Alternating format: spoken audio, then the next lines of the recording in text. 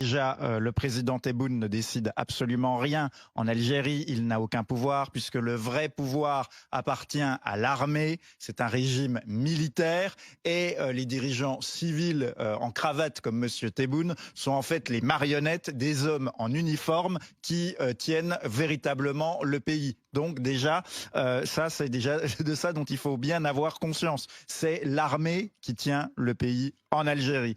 Deuxièmement, que ce soit M. Tebboune ou les militaires, on peut quand même dire que l'Algérie est dans une situation absolument catastrophique où le pouvoir multiplie les échecs. C'est une catastrophe économique et sociale, c'est une catastrophe pour les services publics. Je rappelle qu'il y a quelques années, le ministre de la Santé algérien avait une femme qui a accouché. Où est-ce qu'elle a accouché? En France, dans un hôpital français. Ah bon? Ça en dit long sur, d'ailleurs, le peu de confiance que les dirigeants algériens ont dans le système qui sont censé faire fonctionner. C'est un pouvoir qui considère que le pays lui appartient, qui méprise complètement le peuple. Voilà, la junte et les oligarques se considèrent comme les propriétaires du pays, méprisent complètement le peuple algérien. C'est gangréné par la corruption. C'est une catastrophe économique et sociale.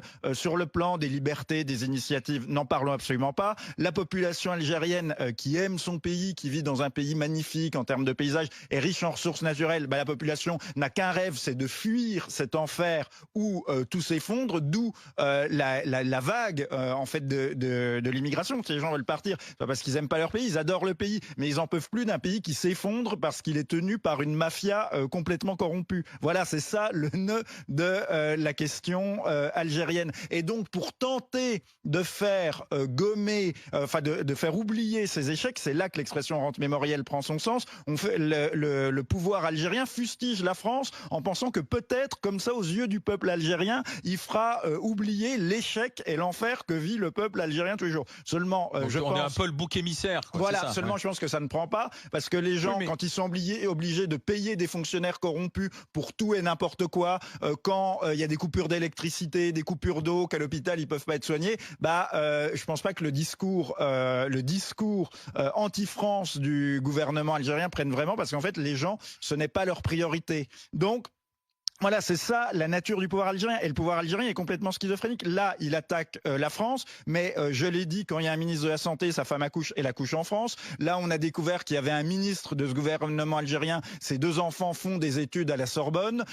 Ils ont la nomenclature algérienne a des visas pour se rendre en France, se faire soigner en France, sans Acheter aucune... des apparts en France. Voilà, s'acheter des apparts en France, avoir des comptes bancaires où ils mettent l'argent. Avec l'argent de la corruption, ils achètent des appartements à Paris, ils ont des comptes bancaires bien mal acquis en France. Et oui, donc, mais voilà, une fois qu'on a dressé ce constat accablant, ça reste un partenaire. Ah bah bien sûr, non, mais ça reste quelqu'un avec qui il faut dialoguer avec tout le monde de toute façon. Ça reste un partenaire, on a des accords commerciaux, importants avec l'Algérie. Sur l'histoire de ce qu'on appelle la rente mémorielle, qui est, je tiens à rappeler que le pouvoir qui se dit du FLN, issu du FLN de la guerre d'Algérie, n'est absolument pas un pouvoir issu du FLN, puisqu'en fait les combattants du FLN qui avaient combattu contre la France ont été éliminés, et c'est bien souvent des anciens cadres algériens de l'armée française qui se sont retournés au dernier moment contre la France en 61 ou en 62, qui ont pris le pouvoir, et que tous ceux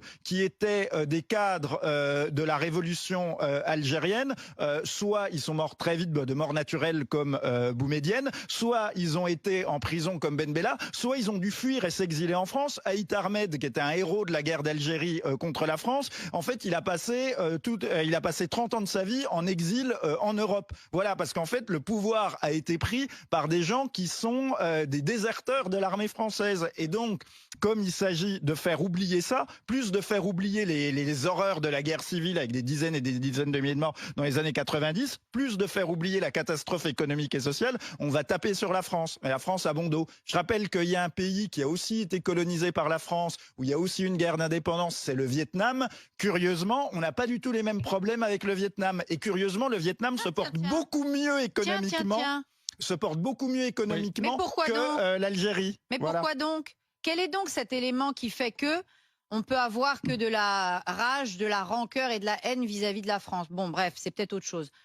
Mais à mon avis, le problème n'est pas dans le peuple algérien. Non, non, je ne sais pas pourquoi, madame. Un dernier point, je rappelle quand le président algérien dit que c'est nous qui aurions ouvert les hostilités, Boualem Sansal, c'est pas nous qui l'avons mis en prison, alors que c'est aussi, en plus d'être un citoyen algérien, un citoyen français. C'est une affaire scabreuse, c'est ce que dit le président Tebboune à oui, propos de Boualem Sansal. C'est très scabreux, mais voilà, c'est une affaire scabreuse qui vise à déstabiliser l'Algérie. En prison.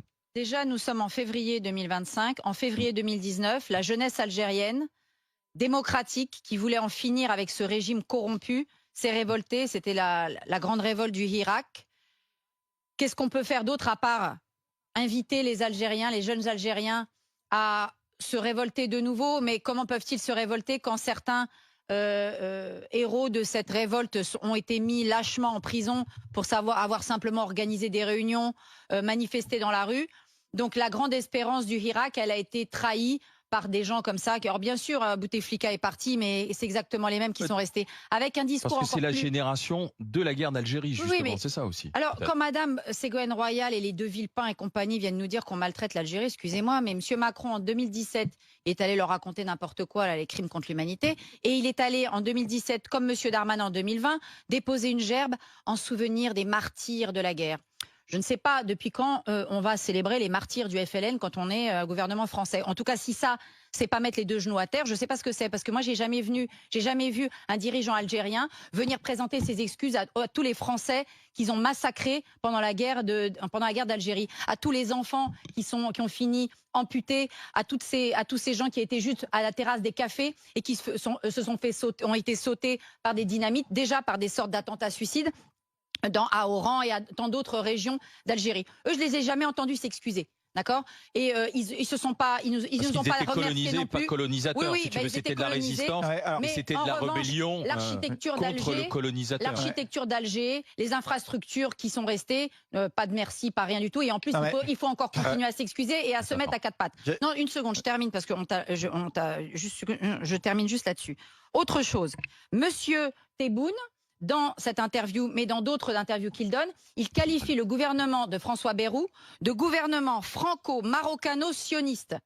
Donc, est-ce qu'on va continuer encore longtemps à se faire marcher dessus comme ça? Monsieur Bayrou, il est à la tête d'un gouvernement franco-maroccano-sioniste. Donc, ces pauvres dirigeants algériens n'ont rien d'autre à lever. Ils pensent que les seuls leviers qu'ils peuvent tirer, c'est l'antisionisme matiné d'antisémitisme qui a toujours fait leur beurre, l'anti-Maroc et de faire passer les Français pour des traîtres. Et après ça, évidemment, qu'est-ce qu'il faut faire? Aller se mettre à quatre pattes devant un mémorial aux shahids de la guerre d'Algérie. Non, mais ça va pas ou quoi? Donc moi, je pense que les relations commerciales, chacun fait ce qu'il veut, c'est le business, d'accord? Le business, ne vous inquiétez pas, ça marche toujours. On doit rompre toute relation diplomatique avec l'Algérie. Oui. Les visas, c'est fini. Les dignitaires algériens, terminus. Si tu romps les relations diplomatiques. Oui, regroupement familial, terminus. Le business en pâtira, justement. Oui, ça en pâtira. Et puis, ils verront, ils se calmeront avant nous. Parce que, excusez-moi, on peut trouver d'autres partenaires que l'Algérie. Le gaz algérien, on peut en trouver d'autres. Donc, à un moment donné, il faut avoir de la force. On n'a pas de force. Très bien, qu'on continue à se faire humilier. Pas de problème. Mais qu'ils ne viennent pas, après, venir nous expliquer qu'eux, ils sont en position